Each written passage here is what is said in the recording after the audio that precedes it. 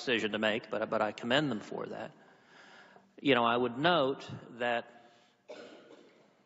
in the recesses of the internet and in some of the groups that are speaking on this nomination, and indeed in the view of some of the protesters who have made their voices heard today, there have been racial charges raised, and indeed some of the protesters have chanted KKK.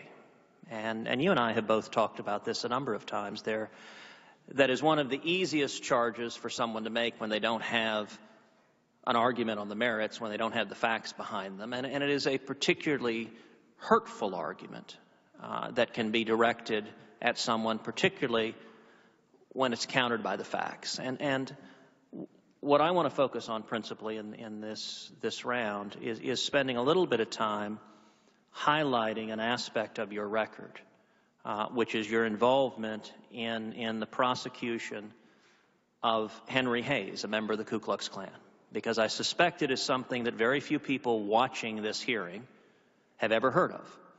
And it is striking and I think highly revealing. So I'd like to just walk through some of the facts. I know you're very familiar with them, but I suspect some of the folks at home watching this hearing may not be.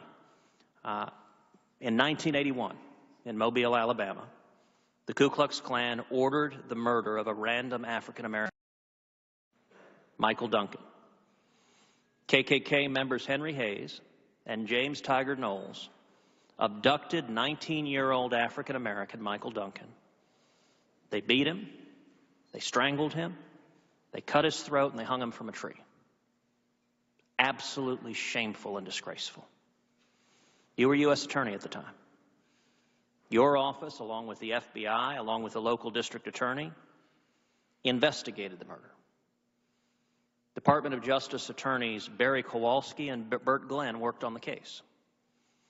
When asked about your work on this case, Mr. Glenn testified that, quote, during the entire course of the investigations, he, meaning Sessions, has provided unqualified support and cooperation to us, and independently as an individual who absolutely wanted to see that crime solved and prosecuted.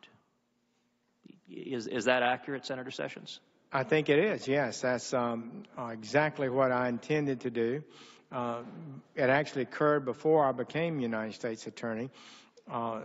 Wrong group of people had been indicted in state court that complicated matters.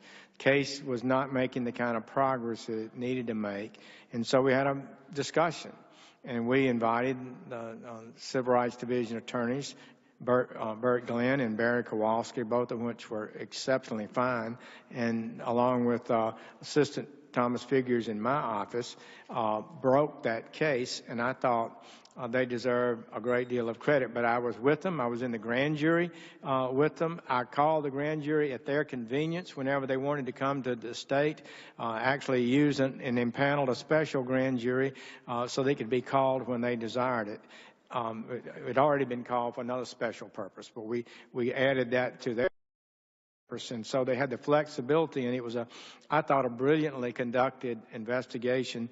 I guess Barry Kowalski was the lead attorney in it.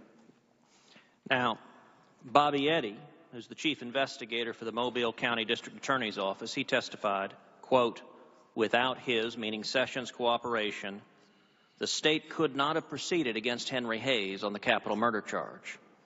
Chris Galanos, who's the Mobile County District Attorney in 1981, stated, quote, we needed some horsepower, which the feds, through Jeff Sessions, provided. Specifically, we needed the investigative power of the FBI and the power of the federal grand jury. I reached out to him, Sessions, and he responded, quote, tell me what you need and you'll have it. And indeed, your office prosecuted Hayes' accomplice in federal court where he pleaded guilty. And Mr. Eddy testified that Tiger Knowles, the accomplice, pled guilty on a civil rights violation and received a life sentence, the highest sentence he could receive under federal law, in federal prison. And he continued to say Henry Hayes was tried in state court by Mr. Galanos' office and found guilty and sentenced to die in the electric chair. And this made Hayes the first white man executed in Alabama for murdering a black person since 1913. when you were the Attorney General of Alabama, you later argued to uphold Hayes's death penalty. And in 1997, 5 months after you joined this body as a senator, Hayes died in Alabama's electric chair. And I would note, not only that, not only did you assist in the prosecution of the face of evil, a Ku Klux Klan murderer who saw ultimate justice, but as it so happened, you also prosecuted Hayes's father, KKK Grand Titan Benny Jack Hayes, who ordered his son to kill an African American, and you prosecuted him for attempting to defraud his home insurer in order to collect money to pay for his son's legal defense. Is that correct? That is correct.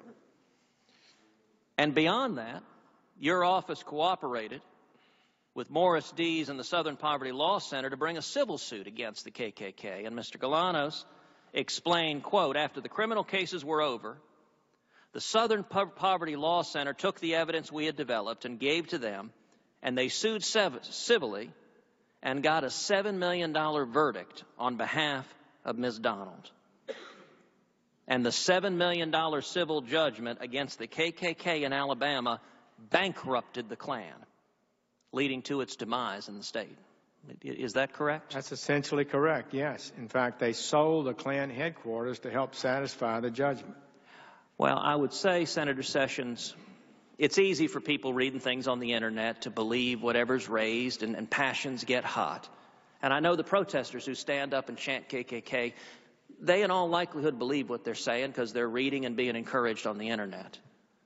But I have not seen any appointee to the cabinet, Democrat or Republican, who has a record like you do of prosecuting Klansmen, putting them on death row, bankrupting them and putting them out of business, and doing so as you had. I'll tell you, I admire your doing so, and I'll issue a challenge to our friends in the news media.